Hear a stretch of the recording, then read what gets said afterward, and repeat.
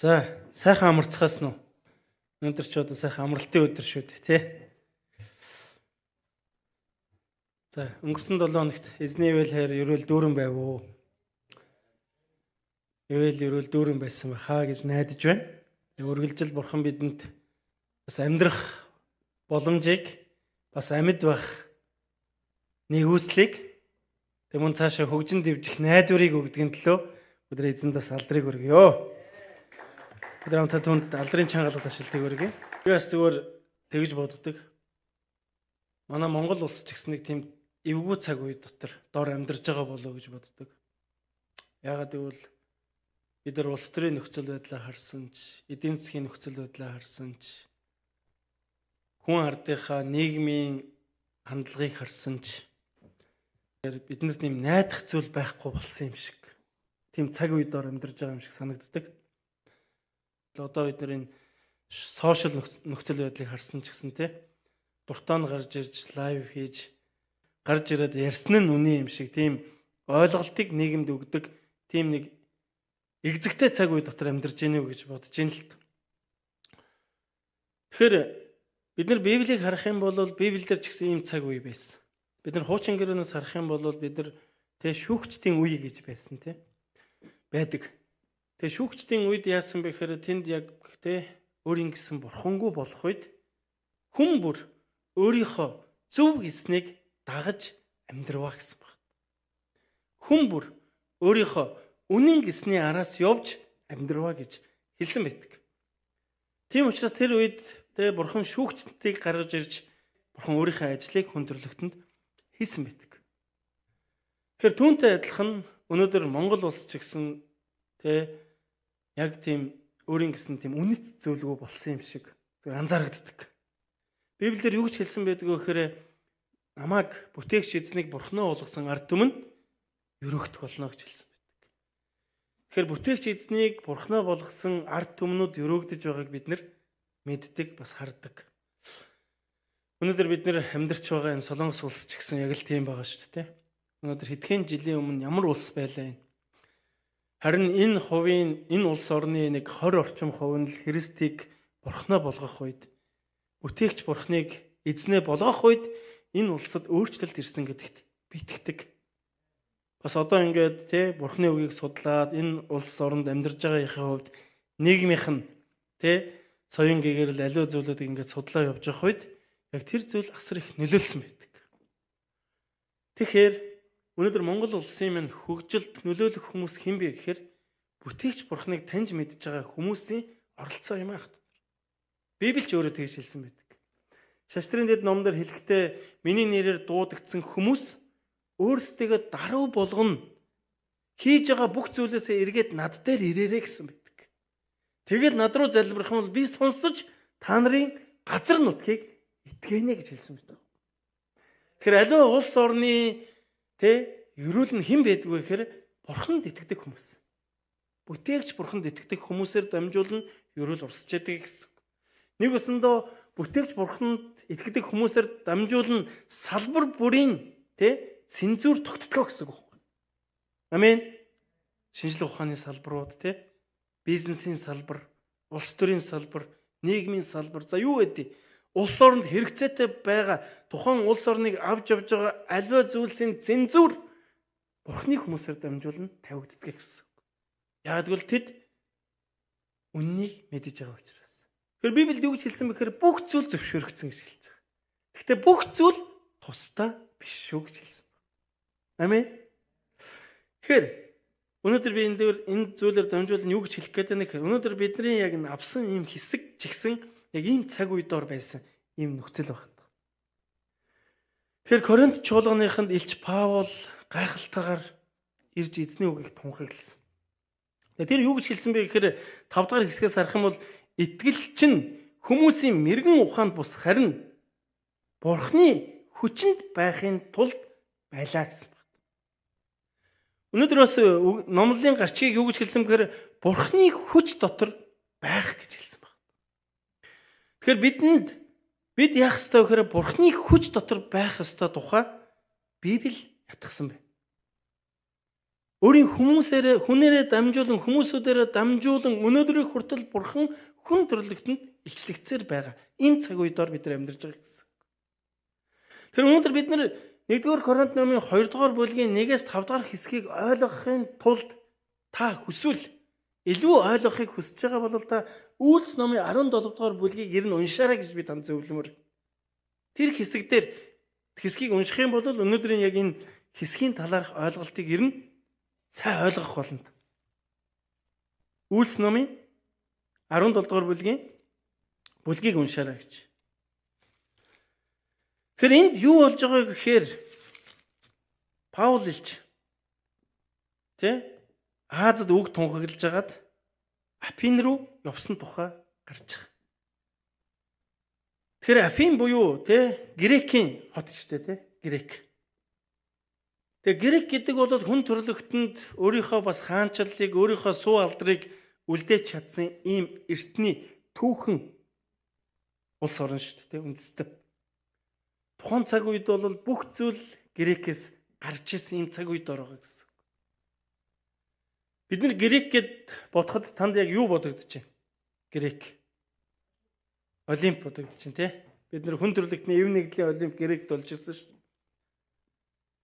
Бас Грекийг бид нар бодох үед тэнд бол ардчлалын үлгийн нутаг гэж бас хэлдэг шүү дээ. Аль тэр үед ардчлал гэдэг энэ систем энэ цаг үеийн хамгийн дээр хөлбөр гэдэг байгаа шүү дээ.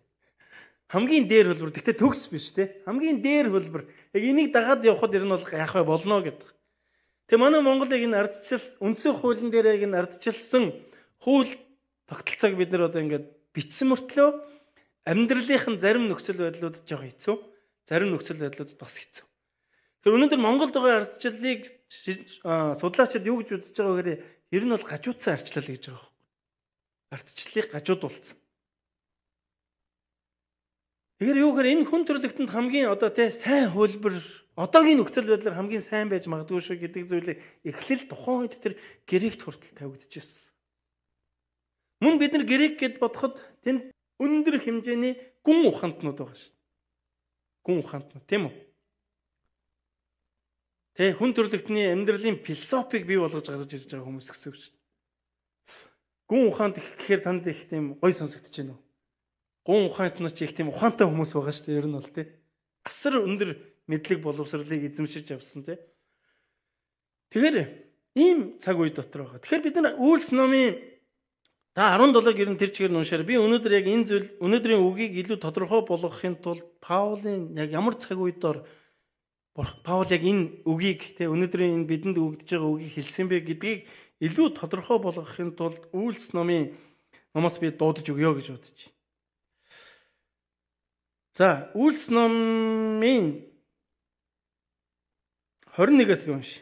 За, энэ дээр юу гэж байгаа гэхээр Афинчууд цөмөөрөө бас тэнд бүх гадаадынхны шин зүйл сонсох ярихад л цагаа зарцуулдаг байжээ.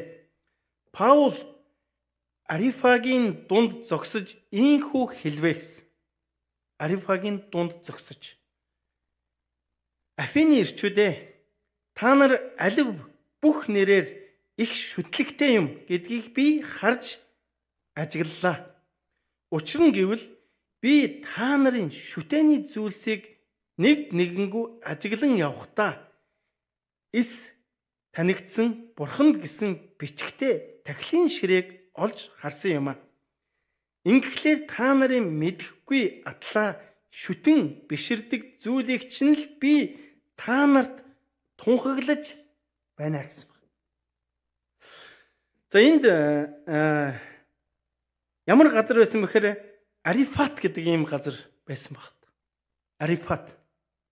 Тэгэхээр энэ Афин хотод байдаг Арифат гэдэг энэ газар гүн ухаантнууд цуглараад тэр газар мэтгэлцдэг байсан баг. Мэтгэлцдэг. Тэгээд тэр энэ Афин хот ямар хот байсан бэхээр асар их тийм шүтлэгтэй үндэстэн байсан. Асар их шүтлэгтэй. Сүсэг бишрэл өндөртөө. Тэгээ яадаг байсан бэлээ? Бүх зүйлийг бурханжуулдаг байсан шүү дээ. Тэгээ одоо юу гэдэг вэ? Зевсийн бурхан, хайрын бурхан, хүч чадлын бурхан, бүх зүйлийг ингээ бурханжуулдаг. Нэг өсөндөө энэ газар ирж гүн ухааныг тунхаглаж мэтгэлцдэг байсан хүмүүс яадаг байсан бэхээр тэдгээр зүйлсүүдийн нэрийг тогтоодог хүмүүс байсан байна. Нэг өсөндөө тухайн улс үндэстэндээ хүлээн зөвшөөрөгдсөн. Тэгээд тэр газар асар их үн цэнтэйгээр өөрсдөө үгийг илэрхийлдэг. Тэгээд тэндээс ч одоо жинхэнэ нөгөө илтгэх урлаг те одоо те нийгмийн те салбарын шинжлэх ухаануудыг одоо бий болгосон шүү дээ. Тэгэхээр одоо нийгмийн шинжлэх ухааныг болвол бид нар грек улсгүйгээр төсөөлөх боломж байхгүй. Сэтгэл зүй те энэ зүйлүүдийг бид нар грек улсгүйгээр төсөөлөх боломж байхгүй. Одоо манайд бол сэтгэл зүйгээр сурж байгаа хүмүүс их байгаа шүү дээ. Тэгэл нөгөө Сократ те тэгэл нөгөө Платон, Аристотель гэл эдгээр ч одоо ингээл хүн төрлөختөнд хүлээн зөвшөөрөгдсөн тэгээ философиудыг бий болгож гаргаж ирсэн хүмүүс шүү дээ. Тэгэхээр тэр зүйлүүдийг ярьдаг газар гэсэн үг. Хүү чихэн нөгөө нэг эрдэм мэдлэгээр бол өндөр нөхдүүд тэнд байгаа гэсэн үг байхгүй юу?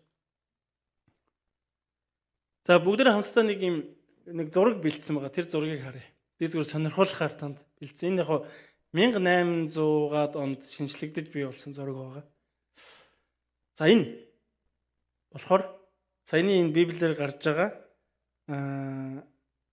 Арифат гэдэг газар байгаа. За дараагийн зургийг харъя. За ингээ шинжлэхтэй тийм. Энэ яаж вэ гэхээр тухайн хотын хамгийн өндөрлөг хэсгээр байрладаг. Тэгээ энэ газар ирээд яаж вэ гэхээр улс төрийн бодлогыг тодорхойлдог газар байхгүй. Нэг өсөндөө тухайн улс үндэстний төр засгийг яаж явах вэ гэдгийг шийддэг. Одоо манайхаар ярих юм бол парламентын орд юм уу та ярина. Маш энгийн болгох юм бол тийм газар. Тэгээ яасан бэ гэхээр өнөөдөр Библиэр гарч байгаагийн дагуу Паул илч энэ газар очиод сайн мэдээ тунхагласан байхгүй. Сайн мэдээ тунхагласан. Яасан бэ гэхээр энэ асар өндөр мэдлэгтэй хүмүүстээр очиж Паул илч эзний сайн мэдээг тунхаглаж байгаа гэсэн. За тэгэд тэнд сайн мэдээг яаж тунхагласан тухай тэгэд Коринтод байгаа чуулганыхантай эзний хүмүүстэй уулзаад Паул юу гэж гэрчилж байгаа тухай өнөөдөр энд тодорхой хэлж өгсөн байна. Өнөөдөр бидний өгсөн үгэн дээр. За энэ дээр юу гэсэн бэ гэхээр ах дүүнраа та нар дээр очихдоо би та бүгдэд үг яриа мэрэгэн ухааны давмгаалаар бурхны нууцыг хөглөхөж очиагүй гэсэн. Юуны дагуу гэж юм? Үг яриа мэрэгэн ухааны давмгаалаар юу гэсэндээ би мэддэг хүнийхээ хувьд очиагүй гэсэн. Яг саяны энэ харьцуулж байгаа тэ тухайн грекийн тэр гүн ухаантнуудын дунд бол Паулаас мэдлэгээр тэ илүү гарнал гэхээс ч тутахааргүй хүн байхгүй. Тэгж бэлтгэгдсэн шүү дээ Паул хэлч тэ. Тэгээ яах вэ гэхээр тэнд очиод тэ тэд нартай мэтгэлцүүл нэг үсэндээ дэлхийн мэдлэгээр мэтгэлцэж болно гэсэн үг.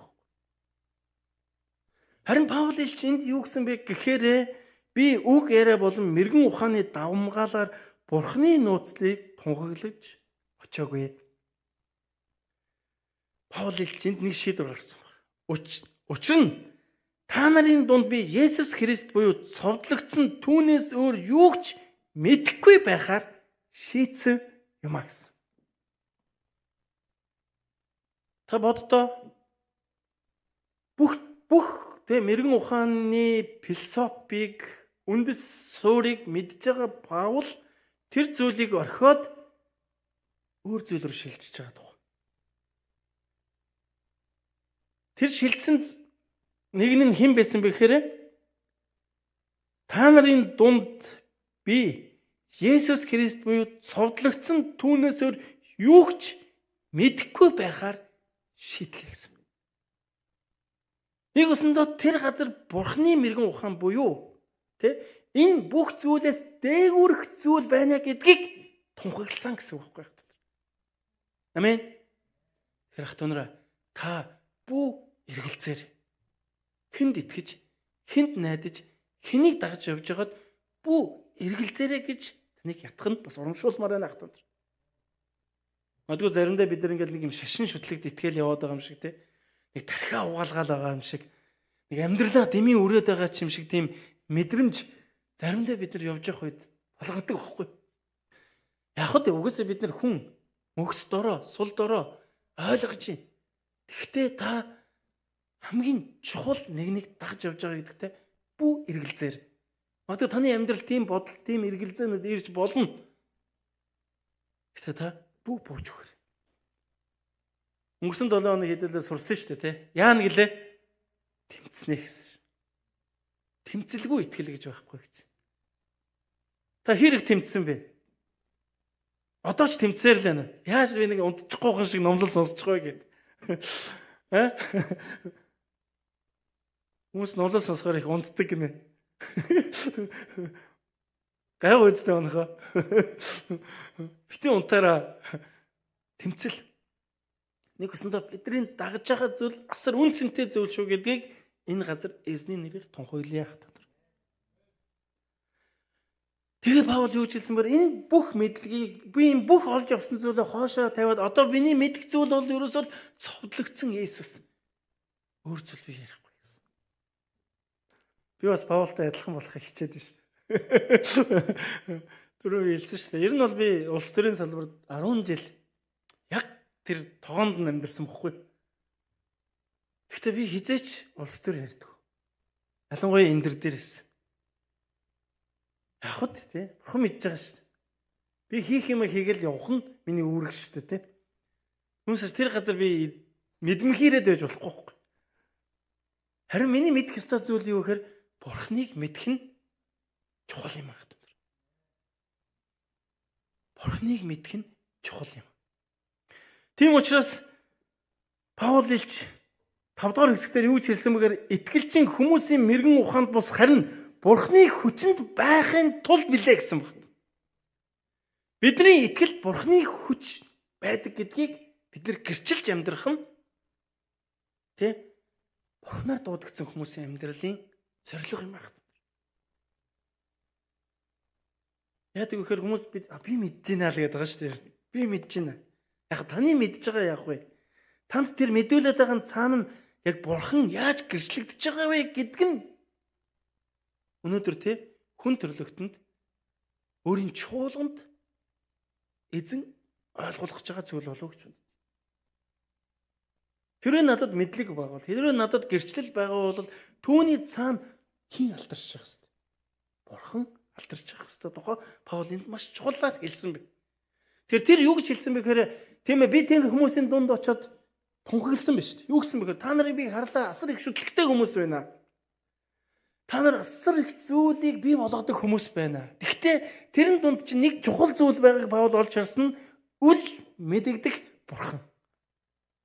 Нэгсэндээ тэдний хайж байгаа тэр зүйлийн цаана явж ирэн бүтээгч Бурханы тухай ойлголт лөө. Харин тэр зүйлийг чинь би тунхаглахаар ирсэн юм аа гэж хэлсэн байна.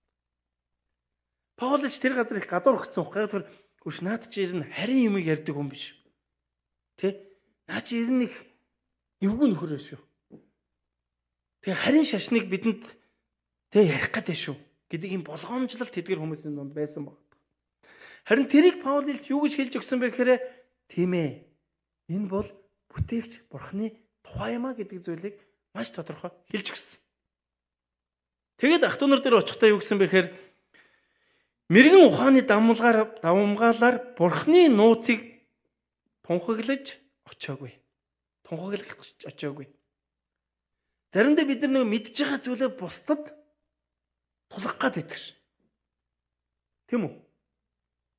Тэгээ Паул илч энд мэдж байгаа зүйлээ бусдад эндээс харсан чи тулгсан байна уу? Үгүй юм шиг. Тэгээ цаашаа үргэлжлүүлээд юу гэж хэлсэн бэ гэхээр мөхсдөл айдас үлэмжийн чичрэлд ор би та нартай хамт байсан. Үг минь тунхаглан минь мэрэгэн ухааны ятгалгын үгээр бус гэсэн байна. Тэгэхээр энд юу гэж өгөхөр мөхсдөл айдас үлэмж чичрэл дор би та нартай хамт байсан. Нэгсэндээ Коринт чуулганыхныг ямар нөхцөл байдал дотор байгааг мэдж байгаа гэсэн. Тэгэд Паул илч энд яагаад айсан бэхээр тэнд асар их мэдлэгтэй гүн ухаантнууд байгаа гэдгийг мэдж байгаа учраас нэг талаас яг бол айж байсан баг. Яна би алдаа хийж гээд. Яна би баларчхад. Яна би бурхныг буруу гэрчилчихвэд гэдэг айдас Паул байсан гэсэн үг байна. Өнөөдөр ч гэсэн бидний дунд тийм зүйл байдаг шүү дээ. Оо би харин сайн мэдээ ярихсан ч жоох санаа зовоод тэгээ дагуулад ирлээ пастор. Та нэг яриад өгөөч гэдэг ингэдэг. Тийм үү? Харин би санаа зовоод тэ ямар ч зүгээр нэг сүм дээр очиод үзээд хэлжлээ л гэлдэг тэ. Бид нар ч гэсэн яг энэ тэ Паул элчи мэдэрч ирсэн мэдрэмж өнөөдний дунд ч гэсэн байдаг гэсэн үг. Тэгтээ одоо энд бид нар нэг зүйлийг ойлгох хэрэгтэй. Тэр юу гэж хэлсэн бэ гэхээр хамгийн гол зүйл нь яасан бэлээ? Цовдлогдсон Есүсээс өөр зүйлийг мэдэхгүй байхаар шийдсэн гэсэн. Тэр цовдлогдсон Есүс гэж хин.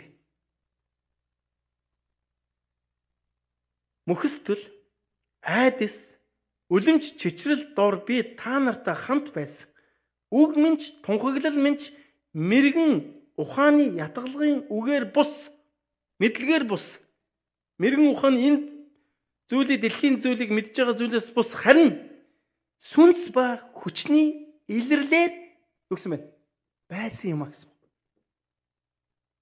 Паул илч тэнд хүчтэй байсан нь юу гэсэн бэхээр сүнснээс гинэ яах вэ? Сүнснээс. Тэр бид нар 9 сарын эхний 7 хоног байсан баха. Ариун сүнсний баптизмыг та авсан уу гэдэг ийм зүйл төр суралцсан шүү дээ. Яг суралцсан үгийг би мэдэхгүй байна л да. Ямар ч гэсэн би заасан шүү заа. Ариун сүнсний баптизм. Ариун сүнсний баптизмыг хэн өгдөг гэлээ? Бурхан өөрөө өгнө гэсэн. Харин тэр зүйлийг бид нар юугаар авдаг вэ гэхээр итгэлээр авна гэсэн байна. Итгэлээр.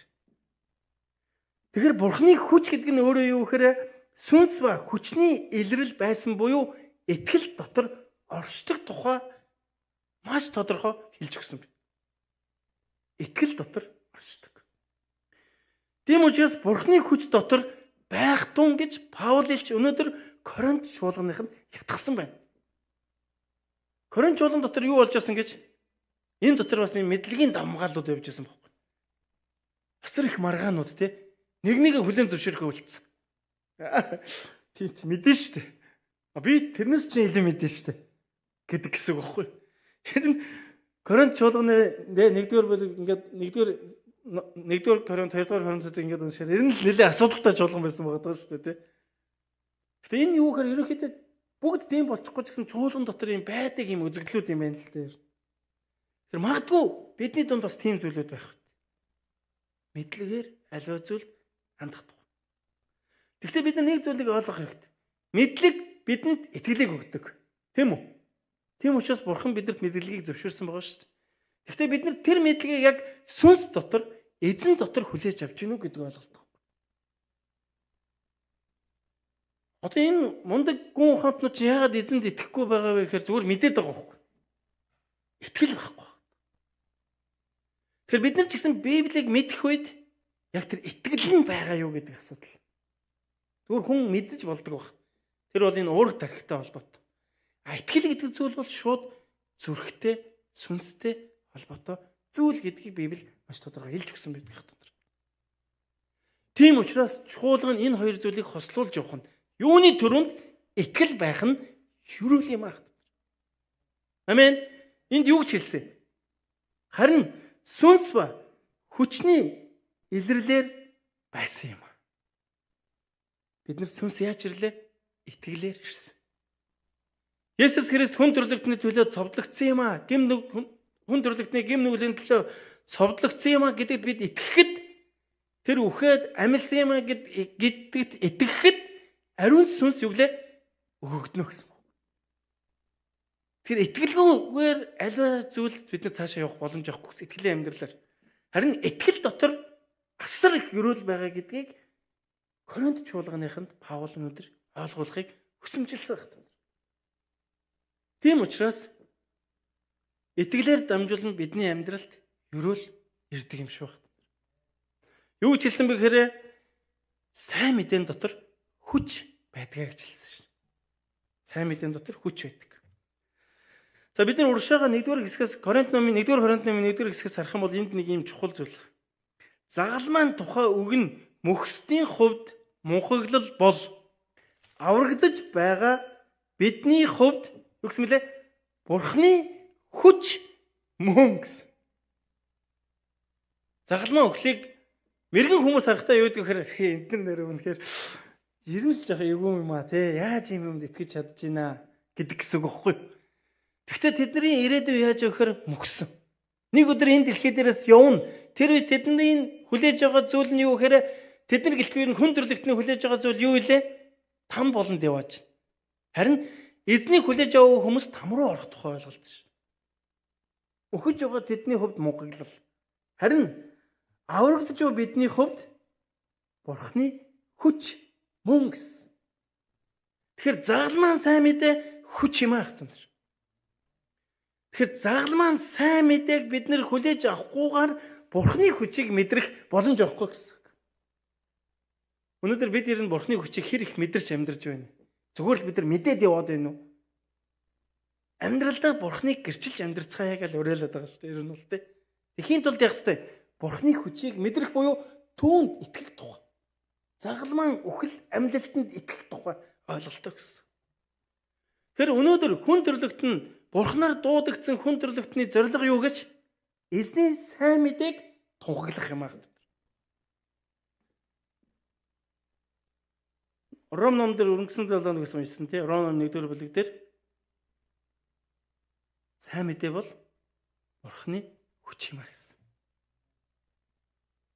Тэгэхээр бид нар сайн мэдээг Бурхны хүчийг мэдэрч амьдрахын тулд яах ёстой вэ? Сайн мэдээг бусдад түгээж амьдрах нь Бурхны хүчийг мэдрэх ерөөл юм аа. Тэгээ Паул ил энэ дээр маш тодорхой хэлсэн. Тэнд Паул ил яасан гэхээр бүх зүйлийг доошоо хийгээд зөвхөн Иесусээс өөр зүйл мэдэхгүй байхаар шийдсэн баг. Энэ нь юу гэсэн үг гэж? Зүгээр л Бурхны үгийн дагуу амьдрахаар шийдсэн гэсэн үг.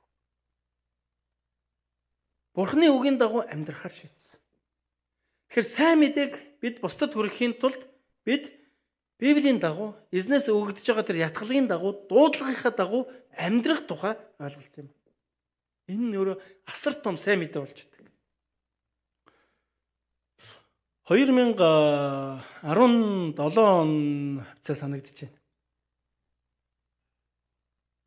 Амьдлах чуулган эзнэр өрөөгдөд энэ шинэ чуулганы өөрийн гэсэн чуулганы байртаа болоод тэгээ тухайн байранд засвар хийсэн баг. Тэгээ засвар хийх үед яасан гэхээр мэдээж нөгөө санхүү мөнгө багтаа учраас хаана ямар хүмүүс хямдхан хийх нөө гэж хайж агаад хүмүүс олж ирээд засвар хийлгсэн байдаг.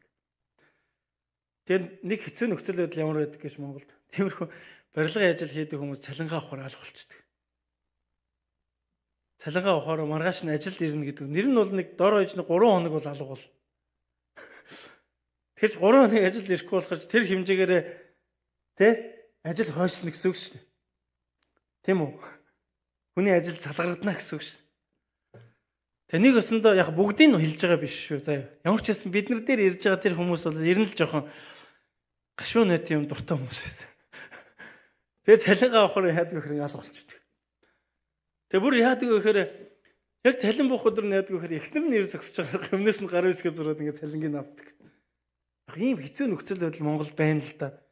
Бид нар ч юм бас ер нь Солонгос дээрээ нэг жоохон иймэрхүү зүйлүүдээс тасарчаад байгаа шүү дээ. Маргааш л ажилдаа яжвал тэгээл ерөөл шүү дээ. Ер нь бол тийм үү? Монгол ах хэцүү газар хэцүү баг. Бас мэдээж сайн газараа сайн байгаа шүү дээ ер нь тийм.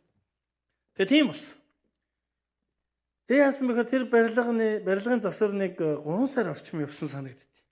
Яагаад ч ингээл үргэлжлээл зөндөө юм болж юм шиг ингээл нэг хүн олно, нөгөөт нь алга болно, ярьсандаа байхгүй ингээл зөндөө юм болдог. Тэгээ тэр дунд нэг залуу байсан баг. Тэгээ тэр нөгөө нэг орж гарч явж явах үед ирсэн нэг залуу. Тэгээ яадаг байсан бэхээр тэр залуу бас л яг л тэр хүмүүстэй адилхан л яг тийм амьдралын хэв маягаар амьдарч ирсэн.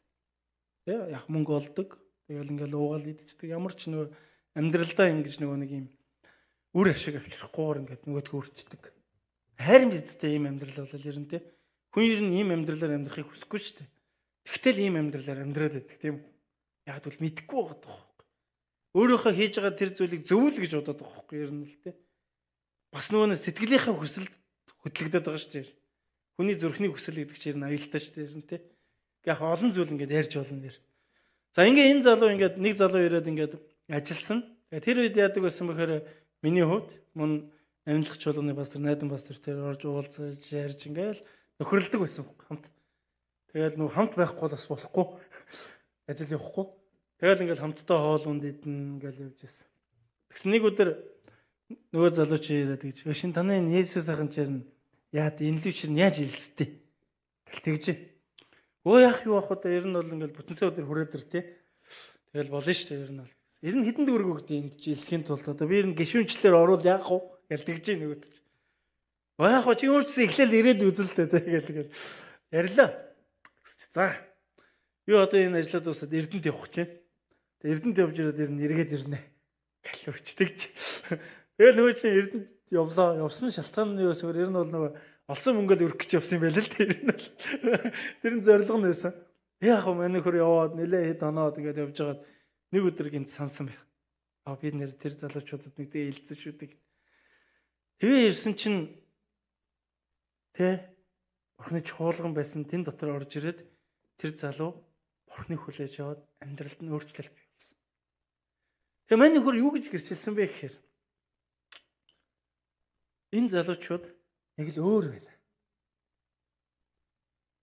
Одоо өөрсдөө л их тийм завуу орчинд байна л гэж бодсон юм байна л. Ядчил наад захын жишээ бидний идж байгаа хоолноос голохгүй хамтдаа хоол идчих. Тэгээ ингээд харахаар нэг л их цэвэрхүү хувцалсан айтайхан бас мөнгө төгрөгтэй залуучууд ч харагдаад байгаа гэж бодсон гинэ. Яг энэ яг ямар учир байна үүний цаана. Тэгээ эдний энэ яваад байгаа цуглараад байгаа зүйл дотор л нэг учир байна. Тийм учраас би ямар нэгэн аргаар төлбөрийн ч гэсэн төлж байгаад энэ лөө орох хэрэгтэй юм гэж бодсон байгаа байхгүй мань хүн. Тэгээ мань хүн ирээд яасан бэ гэхээр эзний оршууд ороод эзний өрөөлийг хүртээд одоо бүр амьд орчуулгын эсийн бүлгийн удирдаг шийдэж байгаа. Тэгээ юу хэлэх гээд байна гэхээр эзний сайн мэдээ бидний амьдралаар тарагдж байд юм. Бидний үг ярианаас бидний үг үйлдэлээр хэн нэгний зүрх сэтгэлд Бурхан ажиллаа хийж яадаг гэсэн үг. Тэр өнөөдөр бид нар ч гэсэн яг энэ зүйл бидний амьдралын үндсэн зорилго байгаас. Юуны төрөнд. Тэгээ цаашаа бид нар зөндөө ярьж болно шүү дээ. Тэрдэргүй бид нар сайн мэдээнд тэгээ үнэхээр тэр загалмаан үхэл амьдлалтанд итгэж чадах юм бол угаасаа зүгээр байж чадахгүй байхгүй. Библи хэлсэн шүү дээ. Үнэхээр та нар итгэж чадж байгаа бол та нарыг угаасаа зүгээр байлгахгүй гэдэг байгаа байхгүй. Яг бол үнэн тийм хүчтэй сайн мэдээ тийм хүчтэй. Ерөөсөө бид нар тэрээр амьдрах тухай, түүний тухай ярих тухай ойлголтыг Паул илч Коринт чуулганыханд маш тодорхойгоор ойлгуулж өгсөн байна. Амен.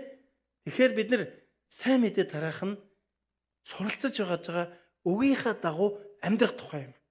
Би хоёр дахь удаага хэлж байгаа шүү. Энийг үнэхээр галилчуудаа амьдралынхаа хэв маяг болгоцгоё. Би яг юу хүлээж авч ин түүнийхээ дагуу амьдрах тухай ойлголт. Энэ нь итгэлээр байгаа хат. Хоёр дахь зүйл нь юу хэлэх гэж байна гэхээр сайн мэдээнд өөрчлөлт байдаг. Хэрвээ бид нар яг үнэн мэдлэгийг яг Библийн дагуух тэр итгэлийн дагуух мэдлэгийг хүлээж авч байгаа бол бидний зүрх сэтгэлд, бидний оюун бодолд үргэлжил өөрчлөлт явагдаж байдаг. Саяны бид нар зүгээр жишээ татаж ярьсан Паулын тухай бид нар мэдж байгаа шүү дээ. Ямар хүн байлаа тэр хүн те. Гэтэл сайн мэдээнд итгээд тэр хүний амьдралд өөрчлөлт бий болсон. Тэр сайн мэдээнд ийм асар хүч байдаг. Өнөөдөр энэ газар жигсэн бурхан дотор өөрчлөгдсөн хүмүүс сууж байгаа гэдэгт огтхон жиргэлцэхгүй. Олон хүмүүс муу зуршлуудаас салж, олон хүмүүс бодол санаандаа цэгцэрч, олон хүмүүс амьдралын алсын харааг нэг усандаа бүр мөнхийн тэр улсыг харж амьдрах шийдвэр дотор өөрчлөгдсөн юм ахтан. Бурхан хүн төрлөختөнд өөрийнхөө дуудсан хүмүүсийн амьдралд ийм л хүчээр нөлөөлж байгаа. Тэр энэ зүйл нь өөрөө юу гэхээр юун тэр өндөр хэмжээний мэдлэгүүдээс давсан зүйл гэдгийг Паул асар ойлгомжтойгоор хэлж өгсөн байна. давсан зүйл. Юу бид нар түүний хойноос хөөцөлдөг те. Бид нар Галаат номдэр сарах юм бол ариун сүнсний 9 үр жимс гэж байдаг шүү дээ. Тэр нь өөрөө юу гэхээр яг сайн мэдээг хүлээж авсан хүмүүсийн амьдралд бий болж байгаа үр дүн, үр жимс. Тэг бүр хэлэхдээ юу гэхээр эдгээр зүйлсийн эсрэг хууль байхгүй гэж байна. Тэгэхээр энэ дэлхийн хууль юуны төлөө байдаг вэ гэхээр альва зүйлсийн цензурыг бий болгохын тулд байгаа шүү дээ. Иннээс илүү хэтэрж болохгүй шүү гэдэг.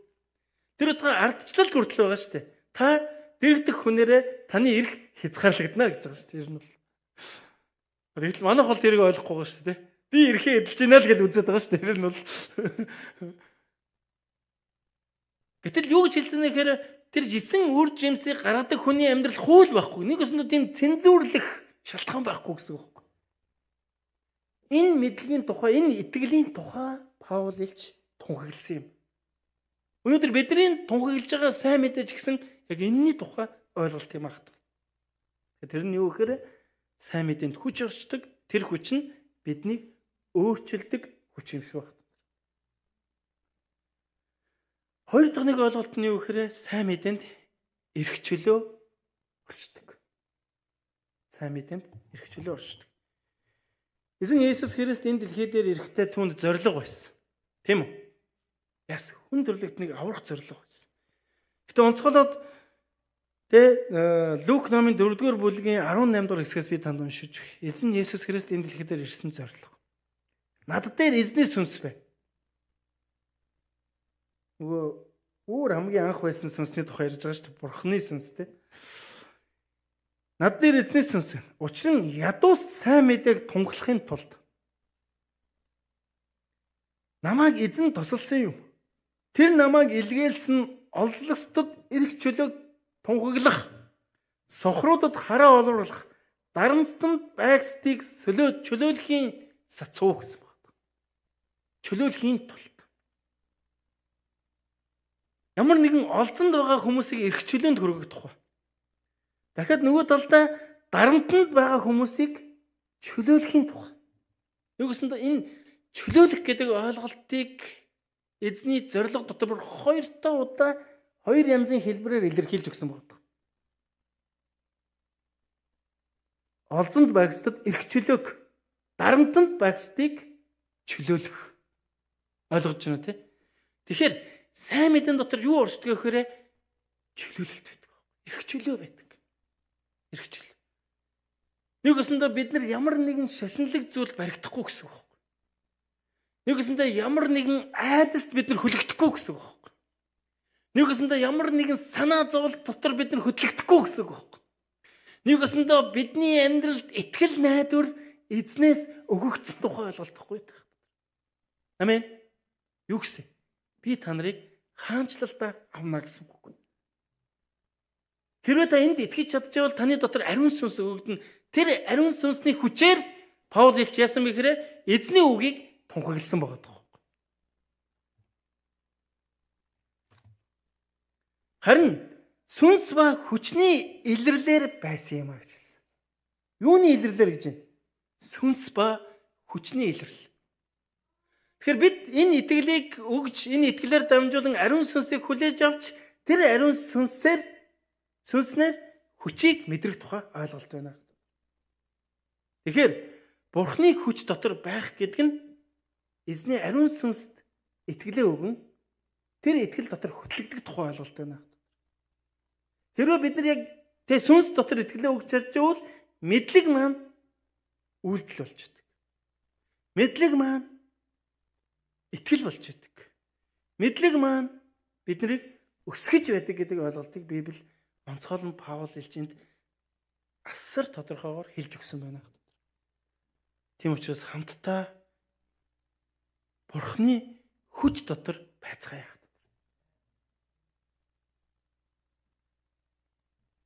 Сайн мэдээг тунхаглацгаая. Сайн мэдээг бид нар тунхаглаж амьдрах юм бол бид нар Бурхныг харах болно гэж хэлсэн. Өнөөдөр чуулган сайн мэдээг гэрчлэхгүйгээр, сайн мэдээг ярихгүйгээр, сайн мэдээг тунхаглахгүйгээр алхах боломж байхгүй. Энэ өөрөө Библийн үндсэн амин сүнс байхгүй. Бурхны хүч гэсэн шүү. Тэгэхээр амьдралд минь Бурхны хүч мэдрэгдэхгүй байгаа бол Бид өөрсдөө бодож үзэх хэрэгтэй болж байна гэсэн. Яг би итгээд байна уу? Яг бурхан би итгээд байна уу? Яг юу болоод өнгөрчөө? Юу болоод байна гэсэн үг. Харин энд юу хэлсэн бэхээр бурханы хүч дотор бай гэсэн. Тэр хүч нь юу гэхээр итгэлээр дамжуулан үйлдэх тухай хат. Амен. Тэр хамтдаа яг эзний хүчийг харж амьдарцгаая. Өнөөдөр хүртэл итгэсээр баг. Тэ? Үнэхээр Галил Монгол чуулганаар дамжуул. Солонгостойгоо Монгол иргэд эзний сайн мэдээ хүрнэ гэдэгт итгэсээр баг. Тэр бол бидний үндсэн зорилго юм. Солонгост Монгол иргэд олноороо оршиж 60,000. Монгол улсын нэг аймаг. Түүгээр зогсохгүй уул нь ирсэн зорилго нь яг сурах. Тэгээ мөнгө хураах л да. Гэхдээ тэ нийгмийнхаа хөгжил, амьдралын зам ёсоор яаж нэхэр энэ улс оронд одоо нутагчсан монгол иргэнд олон байна. Тийм учраас хүссэн хүсээгүй дараагийн эх 30 жилд Монгол улс энэ улс оронтой үргэлжил харилцаа холбоотой амьдарсаар байх. Тэр эзэн хүсвэл энэ хугацаанд Галил Монгол чуулган байсаар байна л гэсэн. Тэр тэдгээр хүмүүст эзний сайн мэдээг тарааж тэгэд Монгол улс минь хөрслөгдөнө гэсэн үг байхгүй. Би санаж байна. Одоогоос 20 жилийн өмнө Солонгос улсад ирээд Есүст итгэсэн. Тэгээ Есүс итгэснээр яасан бэхээр Монголд миний гэр бүл асар их эмгцэгчтэй болсон байна. Нэг өсөндө хариуцлага ухамсарладаг Христ итгэл гэр бүл бий болсон гэсэн. Тэгэд ирэхээр яаж юм нэхэр бид нар нэг нэгж тэнд ухамсарлаж байхад 2 нэгж 3 нэгж цаашаа эргээд Монгол улсын минь 10%, 20% яг тийм болох үед нийгэмд бид нар соён гэгэрлийн цензурыг тогтоох болно. Тэр газар үннийг тунхаглах болно гэсэн үг. Нэг газар нэг зүйлээр хэлбэхгүйгээр нэг зүйлийг туйлшран дагж явахгүйгээр нэг зүйлд хэвийн орохгүйгээр яг л эзний үгийн дагуу итгэл дотор бид нар ерөөлийн сууг болох учиртай юм шиг байна. Амен. Тэгэхээр хүн төрлөختөнд эзнээс аврал өгөгдөө зогсохгүй асар их өрөөл өгөгдсөн гэдгийг Паул илч Коринт чуулганыханд тунхагласан юм. Тэгээ зогсохгүй би ямар хүмүүс сайн мэдээ тарааж байгаад ирв өнөөдөр та нарын нөхцөл байдал ямар байна вэ? Одоо зөвхөн сайн мэдээний хүчинд итгэцгээе гэсэн байна. Тэгээ сайн мэдээний хүч нь өөрөө бидний амьдралд асар том нөлөөллийг саяны өөрчлөлтүүдийг эрхчлөөг өгөх болно. Тийм учраас бидэнд итгэл чухал юм шиг байна. Хамтдаа эзэн рүү хандан залбирцгаая.